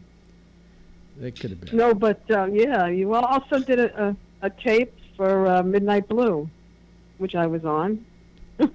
Really? Were you naked? Yeah. Really? No, And I still a was in my- virgin? What? Wait a minute. What? Yes. Wait a minute. You were Am I naked. still a virgin? You were naked in the tape? No, I wasn't naked. Oh, because I wouldn't. I told you what I could take my episode clothes. of So what did you There do, was something. Allison? What was the I nature? danced. What? What? What was the What did nature? somebody say? What was the nature of Did the it- tape? Well, I was dancing, and I lifted up my sweater. I remember. Boy, I No. don't remember. Do you remember what the name of the segment was Well, on Midnight there Blue? was a young lady before me that Alex had gone out with, and she was playing with herself. I remember. And then there were That was Most people that that one. Alex go out Boy, with, I don't- they have to play with themselves. I don't remember. I can't imagine what you're talking about, Allison. I mean, really, I don't remember the piece, but I was on it. I signed the release. He said, "You sure you want to sign it?" And I said, "Yes." wow. Where did we shoot it? Do you Yeah. remember where we shot it? In your apartment in the Courtney house. I feel like I'm talking about Donald Trump now. God, I feel terrible. I just feel terrible. I should say, oh, Yeah, I feel very Allison, hurt yeah, that you Allison don't with the remember me. with the huge rack. Sure, Allison, I remember you. But Allison, don't feel bad. Alex and I hung out almost every day for 2 years, and he doesn't remember who I am. So you know, it's true. It's And true. then we went out with Jan. Do you remember Jan Adams? No.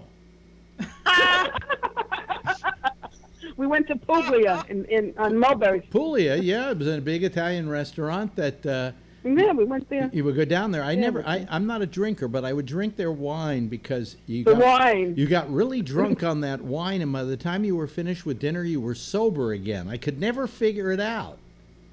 It was amazing. And you they walked in there, everybody was screaming, and they didn't know why until you started drinking all that homemade wine. Oh yeah, they start It's so the level of sound goes up, but also they had a woman there who danced and sang, and a guy who played the accordion and stuff like that. Puglia's was great. It was great.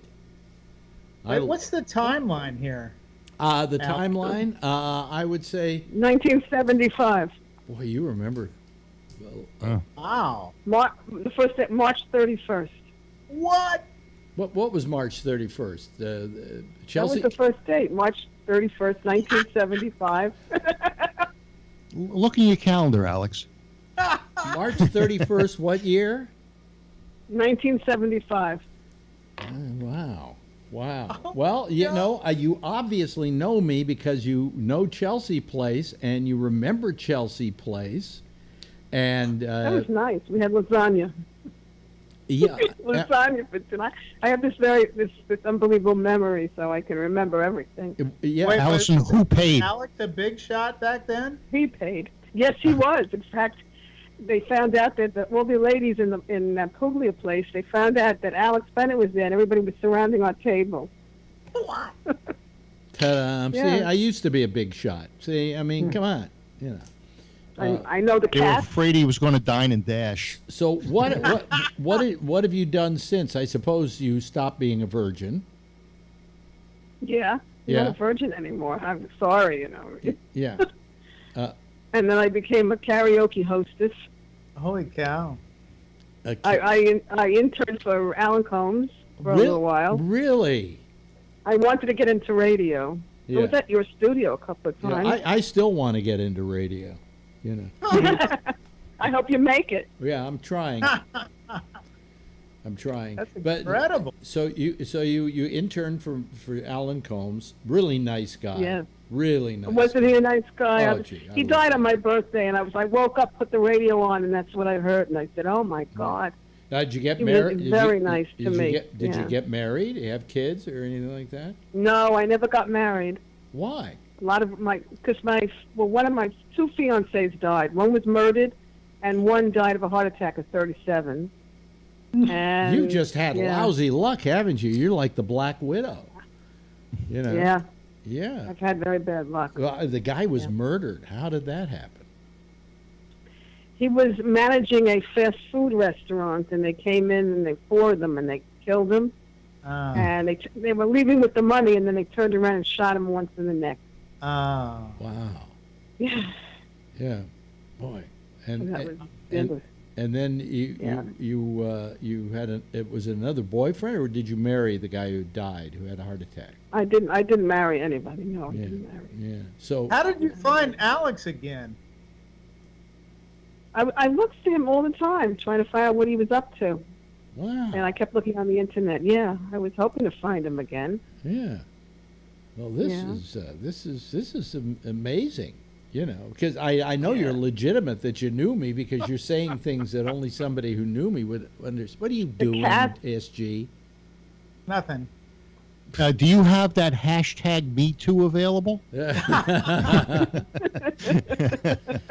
Hey, I paid for dinner. Come on, give me a break. And What a sport. I'm sure that once I found out she was a virgin, I probably was very much the gentleman, wasn't I? Did he take you for the dried chickpeas at Max's Kansas City? No, never No, got they were that free. far. No, he was very generous, Alex. Yeah, It was a really? wonderful date. Yeah. See, Phil. Hey, that's it's She the didn't Jewish just thing. say a great date. She said wonderful date. He was. That's He was very incredible. generous. Yeah. First Do you, time I went do you to his still have the house. bracelet? And might I say, with a woman who I knew I wasn't going to be able to have sex with. Okay. That's right. And I Well, and we not. kind of had sex anyway. We had sex, What do you but mean? it wasn't. What do you mean we kind of had sex? We did stuff. I'm not gonna get into it. We did other things. Oh, I We see. did something. We did. Do you have a I blue stayed dress? over. We were digital before there were computers. Okay. Well, I'll tell you. You can tell I know you because he is really hung. Oh, gee. I told you we should have I left. thought he took the noose off his neck. Told you we should have left. I hate to say this, but that seals it. She knows me. I knew you. I used to talk to you on the phone all the time. I used to talk to Bruce David all the time. Wow, Bruce died. Yeah, and I heard. Yeah. He was always kidding around with me on the phone. Boy, I'm just trying to figure if he knew you and I knew you. I'm trying. Is this wrong of me, Kevin, that I can't? It's terrible. I was so offended when I first heard you didn't know who I was, and I said Courtney House, but with all the cats, Charlie, Oh, Charlie jeez and almighty! Sally. She knows the name of the cats. See, by now Young you should Tim be saying, Mouse. "Oh yeah, I remember you." Now I They used remember. to- That would be the best. They used to course By of jump now over action. you the should be television. saying that. Yeah, Fake it till you make it. that would be They the best. wanted attention. They were so cute. They used to jump over the set while you're trying to watch it, in front of the set. Oh yeah, oh They yeah. were really Well, there was Shabbos, there was Charlie, there was Mouse. Mouse. Yeah. This reminds me of a film where Kathy Bates says, "I'm your biggest fan." Was that apartment that she's talking about the same one on Courtney 14th House. Street that I went Yes. to? Yeah. Probably. Oh, okay. Oh my Probably. God! That's the one where who lived downstairs. Bernie Getz. Yeah, Bernie was Getz. there. Right. Mm-hmm.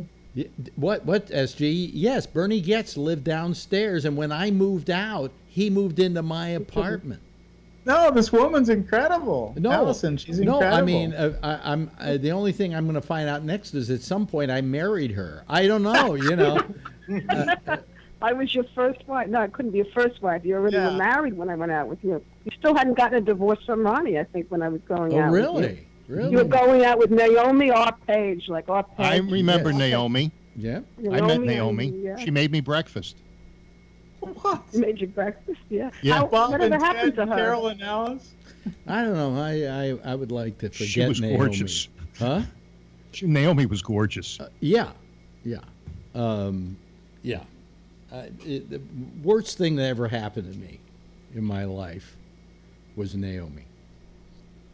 It was Why? It was just a really. I could tell you the whole story, and it's a long, long story. But I mean, she was a nut job. She was a real nut job. But she also, it was like one of these relationships that was just so toxic You know, because I first saw her. I was at WPLJ and we'd done a concert, I think, with the Allman Brothers, and she was going out with one of the Allman Brothers. I can't remember which one. It might have been Dwayne, it might have been Greg, or it might have been just... Might have been both. Anyone in the group. And I was at a party, and I saw her across a crowded room. And I saw this woman, and as Phil was nice to say, she was gorgeous. She'd stop traffic. She'd stop traffic. Yeah. She had everything going for her. And I thought to myself, I should go over and introduce myself, but nah, what would a woman like that want with a guy like me? Because she was one of those women that when you looked at her, you said, you've probably done it, Phil, and all of us have done it. She's out of my league, you know. Yeah. So I'm not even going to make the attempt, all right? So now it's a couple of days later, the phone rings, I pick it up, and it's a woman. And she says, Alex Bennett? I said, yeah. She says, this is Naomi. And I just want to say, I saw you the other night at the party for the Allman Brothers, and I really wanted to come over to you and introduce myself, but I was kind of afraid to, but I really like to go out with you. And then when she described who she was, like she was wearing this coat and so on and so forth, I went, it's that woman. You know, and that's how it started. And so, what was her last name? Page. Her name was Naomi R. Page. And if you look in a copy of the National Lampoon's Radio Dinner, if you have the one that opened up and was a double fold, she and I are in the pictures together. Okay. But anyway, so she said, so we made a date to go out to dinner, and she said, okay, we'll see at 7 o'clock. And at 7 o'clock, there's a knock on my door, and in walks this woman, and she comes in with a guy. And I figure, oh boy, am I going to get mugged or something here? What's this all about? And she says, this is my friend Bob, or whatever his name was. He just helped me with my luggage. I said, what's she doing, moving in? And she said, you don't mind if I bring my luggage in, because tomorrow morning I have to leave for Boston. I'm moving to Boston. Now, you got to look at this from the romantic standpoint. Here is a woman who has come to stay with you overnight, obviously. And everybody knows what happens on a stayover. And then in the morning, she's going to be gone, and I'm never going to have to see her again. Woohoo! Right? So we have sex, and we have a really wonderful night. I mean, it was just, I remember it as a wonderful night. And the next morning, I take her down to the bus station, and she gets on the bus and goes to Boston, never to come back into my life again. Until one day I get a call from her. Why don't you come on up to Boston? So I went up to Boston and hung out with her. And then she called me and said, I'm going to move back to New York. You mind if I stay with you? Well, you know, that whole story would be a great story if I said that I took her to the bus station, and that's the last I ever saw of her. And I often wondered what happened to her, because it was one of the most wonderful nights of my life. But she came back into my life, and now I don't have a nice memory of that first night. You know, if it were just left at that, it would be a wonderful story. But no, she came back and made my life a living hell. What did she do? She was crazy. She was nuts. Oh, that she was wound up. obvious. She wound up at the mental hospital. I can't remember what's the big one here in New York. I don't know when. Huh? What? Bellevue. Bellevue. Yeah, she was at Bellevue. Yeah. She went into Bellevue. She went wacko. So she went into Bellevue. She was looking for doctors. You know, I didn't drive her crazy, by the way. You know, but I mean, it was just. It turned out to just be this horrid relationship that I'd really rather not remember and have a hard time remembering. But if it had ended with me taking her to the bus station, I'd be telling you this wonderful story about one of the best nights I ever had. You know. Fatal Attraction. Yeah. So she knew. So you knew Naomi, or you knew of her. You knew who she was. Knew of her. I didn't meet her. No. No. Yeah. Wow. Boy, this is something, Allison. Yeah. Now I'm trying. Memories. Yeah, but you know, I don't know. I find I did a thing on Gabnet, which was the story of my life, and I did my life in great detail through 67 half-hour episodes. And every now and then, I'd have a hard time remembering certain things, and when they happened, what year they happened in, and so on. So, you know, what I find is there are certain parts of my life that kind of are a blank. And I think that period of time was kind of somewhat of a blank for me, because there were so many things going on. Now, how old were you at the time, Allison? I was 20. 20, okay. And now you're how old?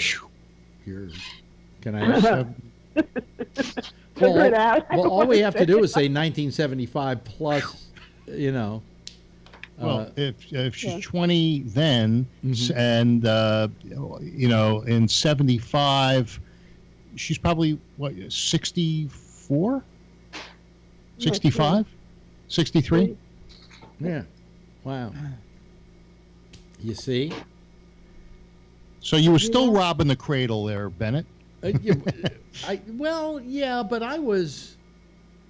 How old was I? I was 35. 35, yeah. 35. Yeah. So that you were very tall, I remember. I'm not that tall. I'm only 6 He feet shrunk. tall. Oh, I'm shrinking. Shrunk? Yeah, no, Yeah. I'm shrinking a little bit. You know, every time I go to the doctor every year, it's like you've been about a quarter of an inch smaller than you were last year. You know, eventually, if you live long enough, you disappear. You know. Oh, gravity, yeah. Well, I mean, you know, at my age, which is 78 now, dear, I'm invisible, really. I mean, nobody notices me when I walk down the street. So are people with disabilities. I remember that when I broke my leg and I was on crutches, people looked through you. People don't see you if you're old, fat, or disabled. Yeah. They look right By the through way, you. we've been joined by Jack Bishop, ladies and gentlemen. There he is. Yep. And I was old, fat, and disabled. Hello, Jack. How are you? Old, fat, Oh, black, now and somebody disabled, else. blind, crippled, and crazy. Oh, wait a minute.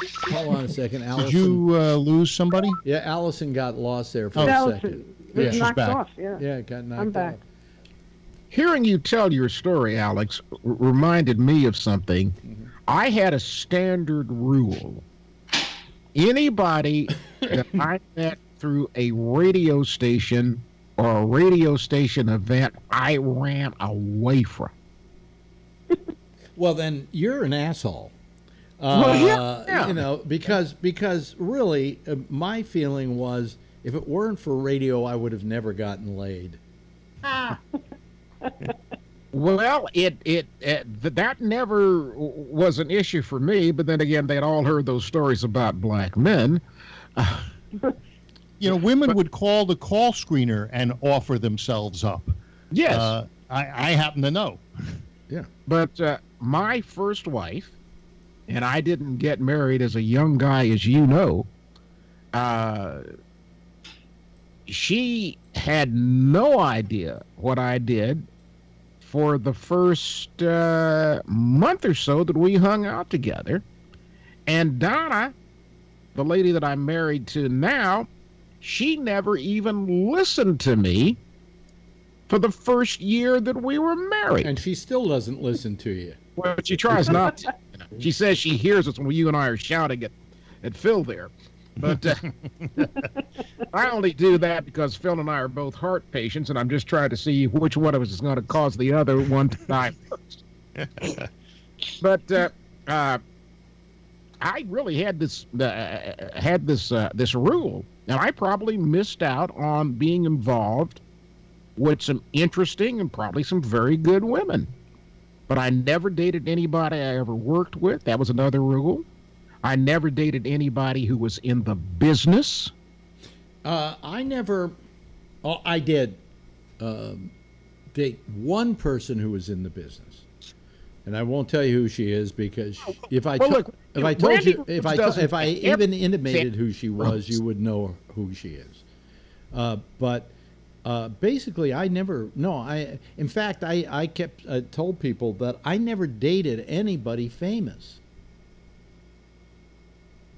Yeah, you know, Smart move. no, it wasn't a smart move. It wasn't a move I made by design. It was just I never, you know, the closest I came was Marilyn Chambers wanted to go out with me, and then she died before we could get together and have the date.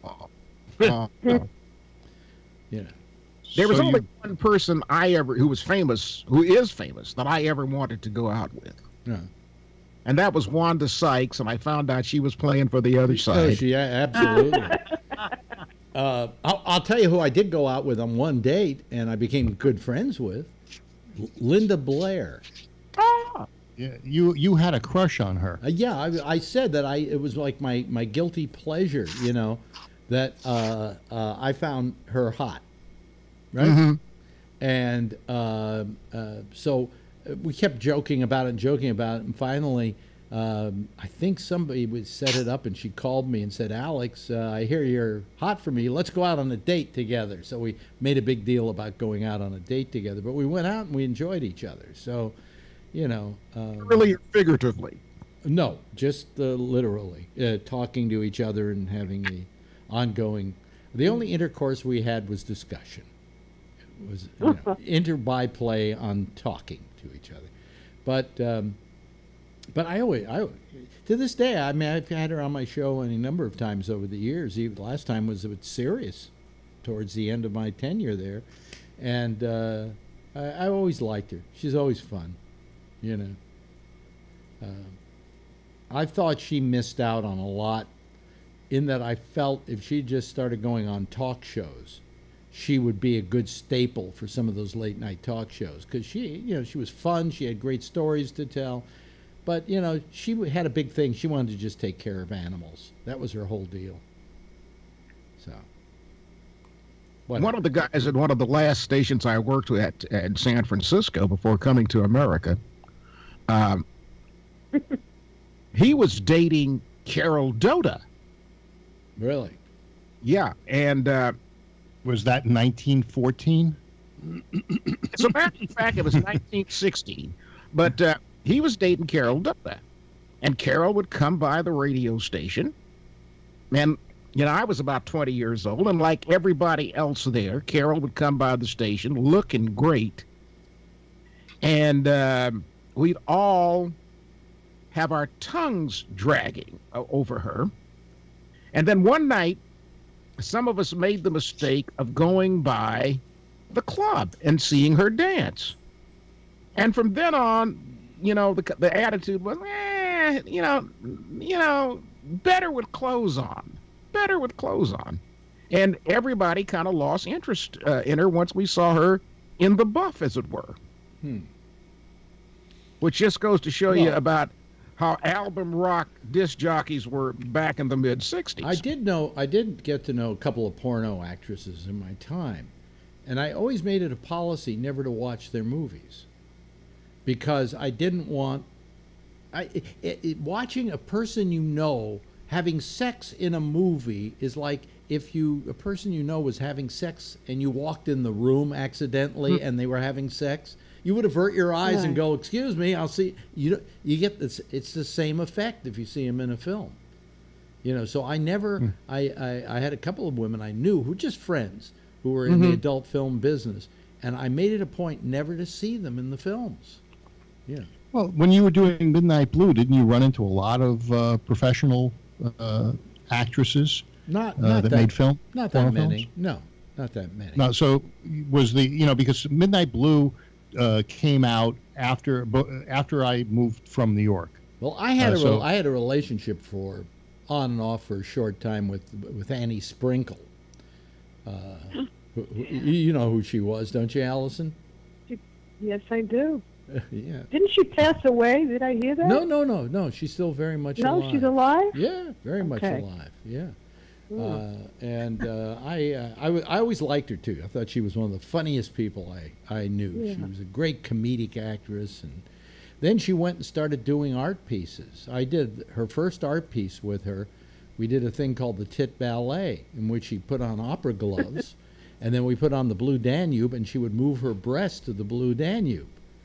And then she started showing that in art galleries. and then finally at art showings, and it became very famous, that particular video.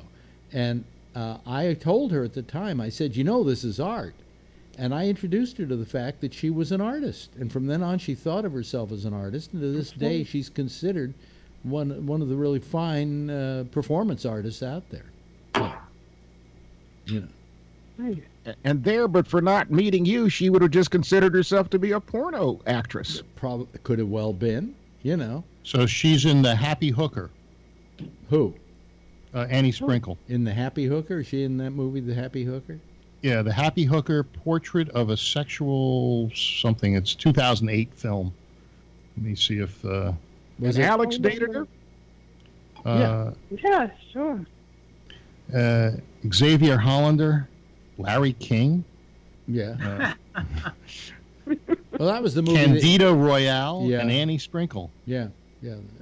I love that name. Yeah, Annie Sprinkle. Her real name was very Jewish. So. Yeah, real. Yeah. But say, Allison, you should really call us more often. I hope to. Yeah. Whatever happened to Scumpy? Scumpy. Oh boy, Scumpy. I think. God, I don't know. I think Scumpy's dead, but I'm not sure. Oh my God. Scumpy was my producer, right? Right. Yeah. I don't. I knew Randall. Yeah. Yeah, Randall is dead. I know that yeah. Became transgender, and then one time I accidentally said he rather than she, and he never talked to me again. And I went, look, I only know you as a guy. The last time I saw you, you were a guy. I'm only talking to you on the phone. You were a guy. Right. But he got mad at me. That wasn't right of me. I wasn't respecting him. Or sometimes they want to be called they. Well, no, I don't think they want to be called they that much. That's kind of They just want to be called. I don't she. think it is one they want either. No, it is definitely not one of the things you want to call them. Geez, but yeah. So, but thanks for bringing back some memories. Now I just got to, if I went out with you a couple of times, it's terrible of me not to remember you.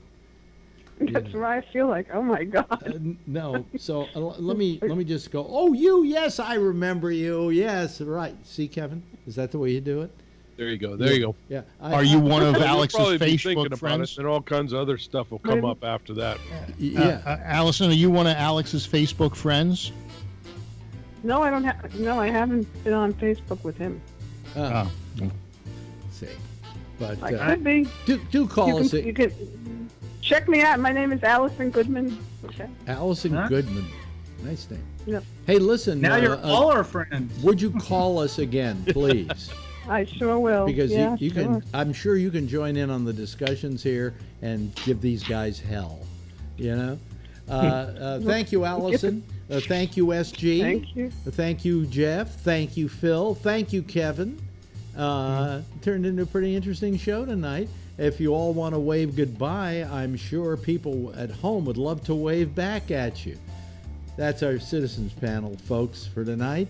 And that's our program for tonight. Let me just get rid of them so the next show can do this all over again. That will be Jack Bishop with the intersection. That's coming up next. And then after that, at 1 o'clock in the morning, is Connections. And then tomorrow night at 9:30, Damian Chaplin will be here, followed at 10 o'clock by me. Same time, same station in life, and in the meantime, as always, if you see her, tell her I love her, okay? Bye, everybody.